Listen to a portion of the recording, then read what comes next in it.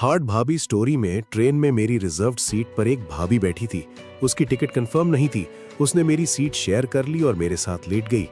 नमस्कार दोस्तों और मेरी प्यारी सहेलियों, कैसे हैं आप सब? स्वागत है।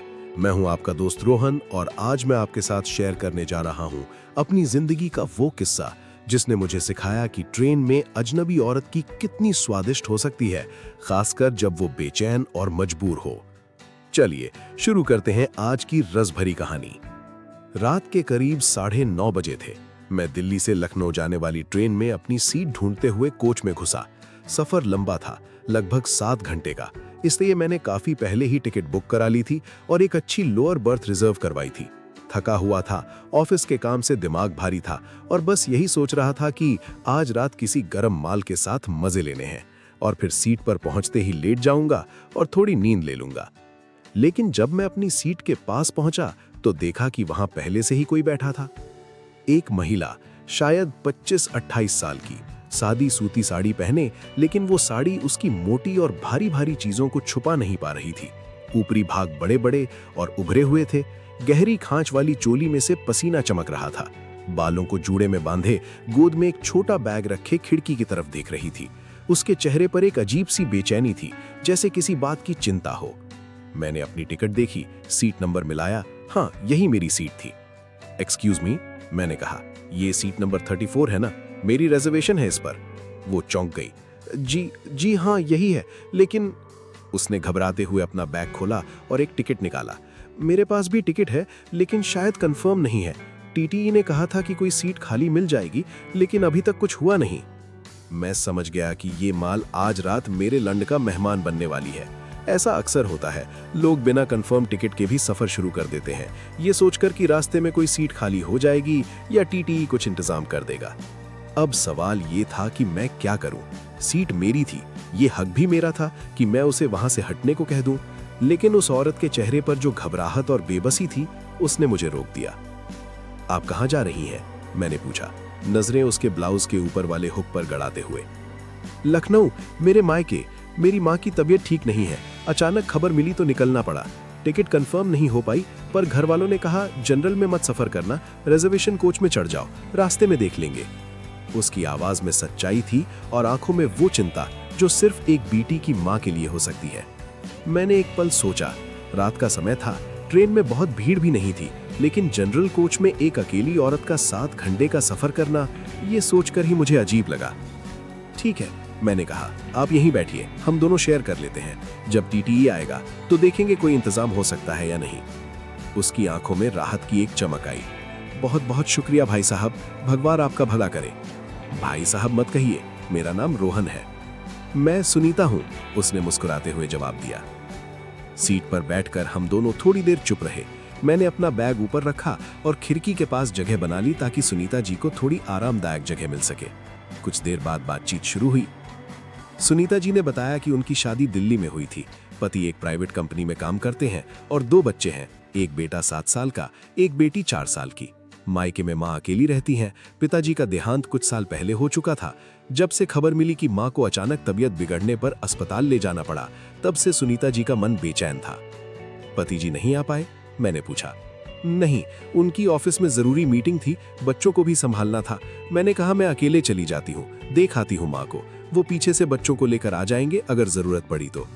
मैंने महसूस किया कि ये औरत कितनी मजबूत है।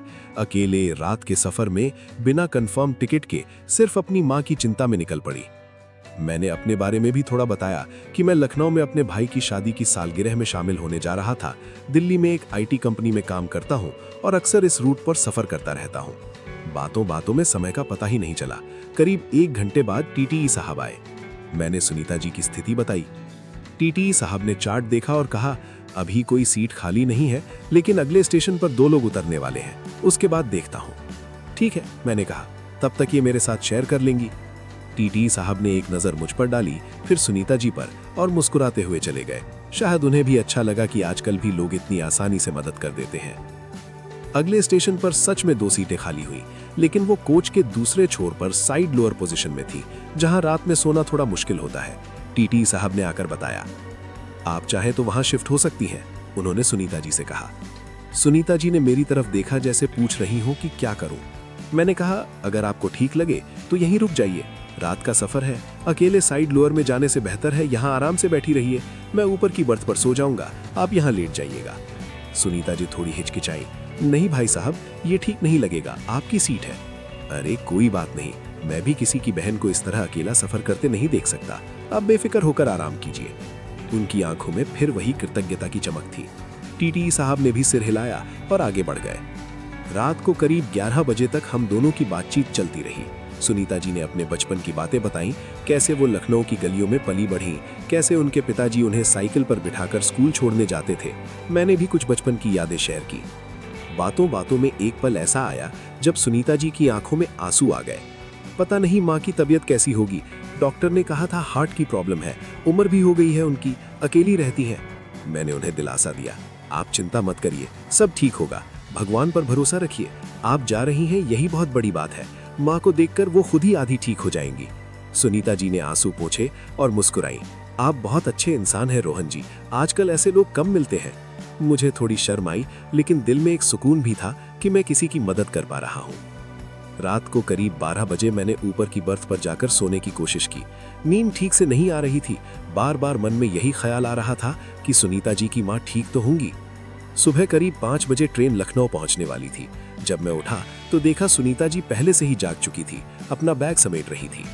रोहन जी, उन्होंने कहा, आपका बहुत बहुत शुक्रिया, आपने जो मदद की वो मैं कभी नहीं भूलूंगी। आज के जमाने में कोई किसी अजनबी की इतनी मदद नहीं करता। अरे कोई बात नहीं, ये तो इंसानियत है, आप अपना और अपनी माँ का ख्याल रखिएगा। स्टेशन आ गया। सुनीता जी ने उतरते वक्त एक बार फिर मुड़कर देखा, हाथ जोड़े और भीड़ में गुम हो गई। दोस्तों, मुझे नहीं पता कि सुनीता जी की माँ की तबीयत कैसी रही, लेकिन उस रात मुझे एक बात समझ आई कि आज भी दुनिया में इंसानियत जिंदा है। कभी कभी हमें बस थोड़ा सा भरोसा दिखाना होता है, थोड़ी सी सीट शेयर करनी होती है और सामने वाले की तकलीफ कम हो जाती है। उस रात के बाद मैंने कभी सुनीता जी को नहीं देखा, लेकिन उनकी वो कृतज्ञ मुस्कान आज भी मेरे जहन में ताज़ा है। अगर आपको भी ऐसी सच्ची और दिल को छू जाने वाली कहानियां पसंद आती हैं, तो इस स्टोरी को लाइक जरूर करें, अपने दोस्तों के साथ शेयर करें और नीचे कमेंट में बताएं कि आपको ये कहानी कैसी लगी। अगर आप ऐसी और कहानियां सुनना चाहते हैं तो चैनल को सब्सक्राइब करना बिल्कुल ना भूलें, ताकि आप तक हर नई कहानी सबसे पहले पहुंचे। मिलते हैं अगली कहानी में, तब तक के लिए नमस्कार।